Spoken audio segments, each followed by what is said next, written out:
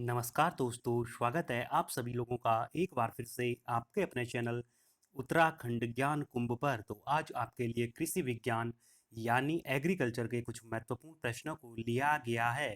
तो आप सभी लोगों को यह वीडियो कैसा लगा कमेंट कर कर जरूर बताएं, और अगर आप चाहते हैं इसी प्रकार के और प्रश्नों को फिर से लाया जाए तो आप कमेंट कर कर जरूर इसके बारे में बताएं। और साथ ही वीडियो अच्छा लगा तो वीडियो को आप लाइक करें, दोस्तों के साथ वीडियो को शेयर करना ना भूलें।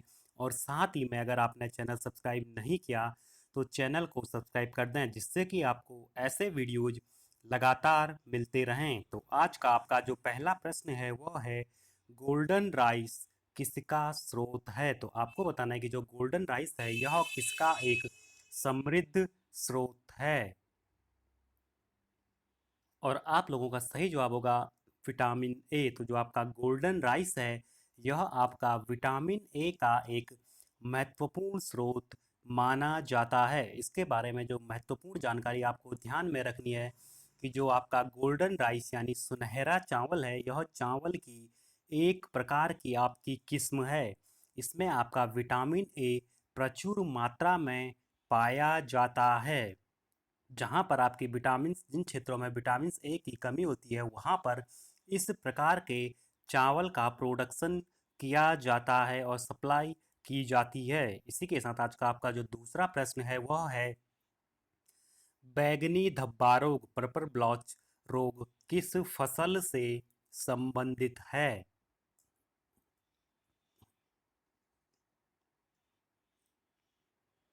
और आप लोगों का जो सही जवाब होगा वह होगा ऑप्शन ए, प्याज यानी अनियन।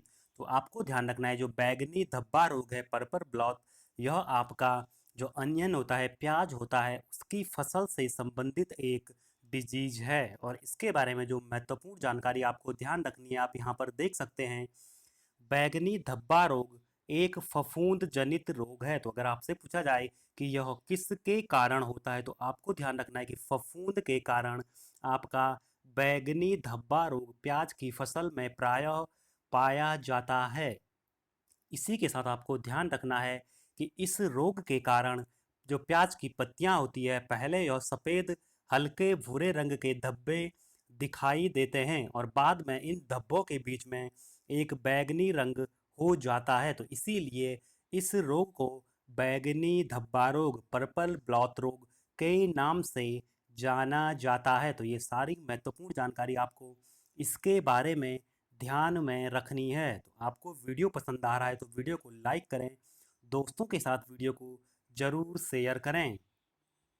फिर अगला प्रश्न है आपका, निम्न में से कौन नकदी फसल का उदाहरण है?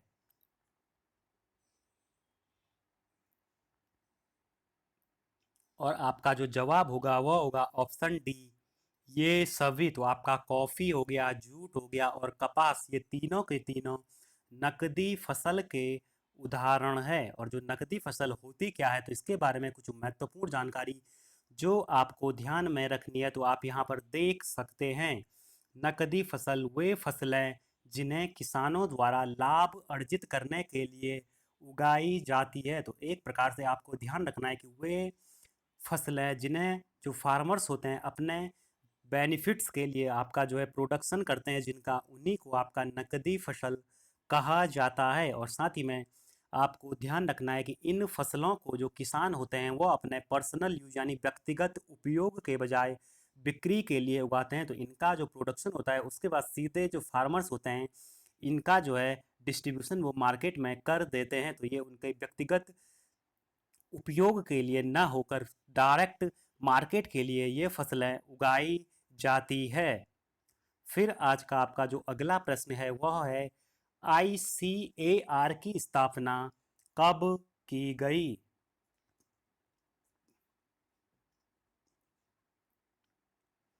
और आप लोगों का जो सही जवाब होगा वह होगा ऑप्शन सी, 1929, 1929। तो आपको ध्यान रखना है आईसीएआर की स्थापना 1929 में की गई। और इससे संबंधित कुछ महत्वपूर्ण जानकारी जो आपको ध्यान रखनी है तो सबसे पहले आपको ध्यान रखना है आईसीएआर की फुल फॉर्म। अगर आपसे कभी पूछा जाए आईसीएआर की फुल फॉर्म तो ये होती है Indian council of agriculture research, तो आपको ध्यान रखना है ये आपकी ICAR की फुल फॉर्म हो गई, Indian council of agricultural research. तो काफ़ी बार आपसे जो है इनकी फुल फॉर्म पूछी जाती है। फिर आज का जो इसकी महत्वपूर्ण पॉइंट है वो ध्यान रखना है कि जो भारतीय कृषि अनुसंधान परिषद, इसको हिंदी में कहा जाता है, इसकी स्थापना 16 जुलाई 1929 में हुई और इसका जो हेडक्वार्टर है वो है आपका नई दिल्ली में। फिर आज का आपका जो अगला प्रश्न है वो है नेशनल एग्रीकल्चरल इंश्योरेंस स्कीम को कब शुरू किया गया?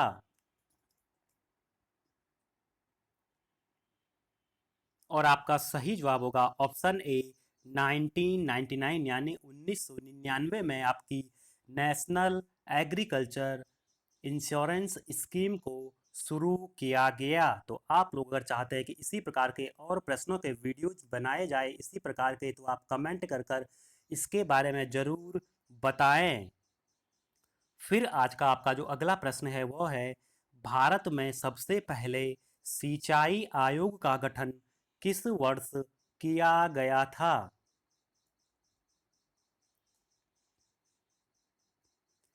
और आपका सही जवाब होगा ऑप्शन डी 1901। तो आपको ध्यान रखना है कि भारत में सबसे पहले सिंचाई आयोग का गठन 1901 में किया गया था।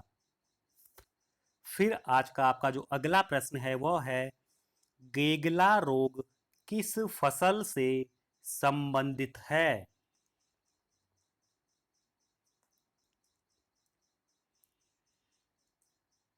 और आप लोगों का सही जवाब होगा ऑप्शन बी गेहूं की फसल से। तो आपको ध्यान रखना है कि जो आपका गैगला रोग है यह गेहूं की फसल से संबंधित है। फिर आज का आपका जो अगला प्रश्न है वह है उफरा रोग किस फसल से संबंधित है?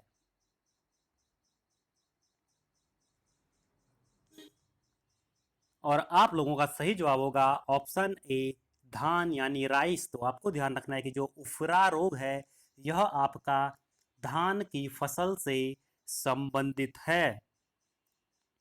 फिर आज का आपका जो अगला प्रश्न है वह है मक्के की पत्ती के शीर्ष का सफेद होना सूचक है?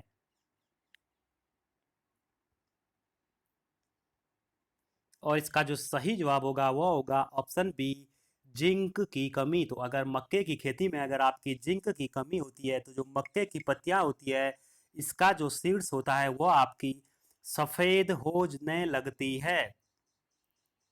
फिर आज का आपका जो अगला प्रश्न है वो है सर्वाधिक कार्बोहाइड्रेट किस खाद्यान्न में पाया जाता है? और आपका सही जवाब होगा ऑप्शन ए मक्का। तो जो आपके मक्का होता है इसमें आपका सबसे ज़्यादा कार्बोहाइड्रेट पाया जाता है। फिर आज का प्रश्न है, इस प्रश्न का जवाब आप सभी लोगों को कमेंट कर कमेंट बॉक्स में देना है। तो इसी प्रश्न है विश्व मृदा दिवस वर्ल्ड सॉइल डे कब मनाया जाता है? ऑप्शन ए 5 अक्टूबर, ऑप्शन बी 5 फरवरी, ऑप्शन सी 5 दिसंबर, ऑप्शन डी 5 अप्रैल। तो आप सभी लोग कमेंट कर इसका जवाब जरूर दें कि आपका विश्व मृदा दिवस वर्ल्ड सॉइल डे कब सेलिब्रेट किया जाता है। और साथ ही में आपको जो है वीडियो अच्छा लगा तो आप वीडियो को लाइक कर दें, वीडियो को दोस्तों के साथ शेयर करें। और अभी तक अगर आपने चैनल सब्सक्राइब नहीं किया तो नीचे आपको जो ये सब्सक्राइब का बटन दिख रहा है इस पर क्लिक कर चैनल को सब्सक्राइब कर दें, जिससे कि आने वाले टाइम में आपको ऐसे वीडियोज मिलते रहें। धन्यवाद।